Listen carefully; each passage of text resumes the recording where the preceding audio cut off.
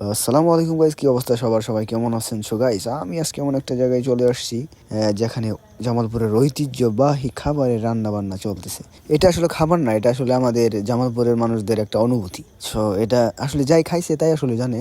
আর যারা খান নাই তাদেরকে আমন্ত্রণ জানাবো যে একবার হলো আমাদের এই জামালপুরের ঐতিহ্যবাহী খাবারটা খেয়ে যাবেন। একবার খাইলে বুঝবেন আসলে জিনিসটা কি। হ্যাঁ, আর এখানে যেটা রান্না হচ্ছে সেটা হচ্ছে ভাত। আর মিল্লি রান্না করার পর্বটা শেষ হয়েছে, এখন শুধু ভাত রান্না করার পর্ব। এই ভাত রান্না শেষ করা হলেই এই যে এখানে দেখতে পাচ্ছেন অনেক জায়গা, এখানে মানুষজন বসতে দেওয়া হবে, এখানে খাওয়া দাওয়া করা হবে আর কি। আর এই পাশে দেখেন বালতির ভিতরে পানি উঠানো হইতেছে, কারণ হইতেছে গিয়া হ্যাঁ এই মামা কি অবস্থা।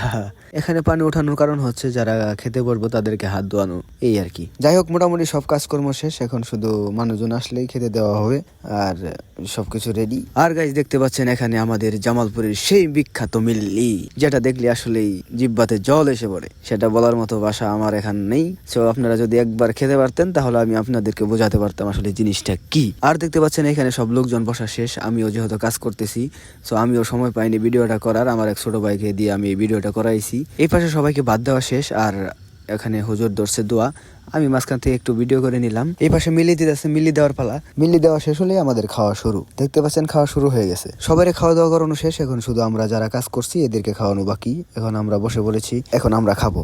আর ওইখানে সবাই খাইতেছে আর আমি আমার হাতের প্লেটটা নিয়ে দৌড় মেরে বাড়িতে চলে আসলাম। আসলে আমি ওখানে খাবো না, বাড়িতেই খাবো। তো তাই বললাম যে না, হাতে প্লেটটা নিয়ে আমি বাড়িতে সোজা চলে যাই। আর গাইস, একবারের জন্য হলো আমাদের জামালপুরের ঐতিহ্যবাহী খাবার খাওয়ার জন্য আপনাদেরকে আমন্ত্রণ রইল।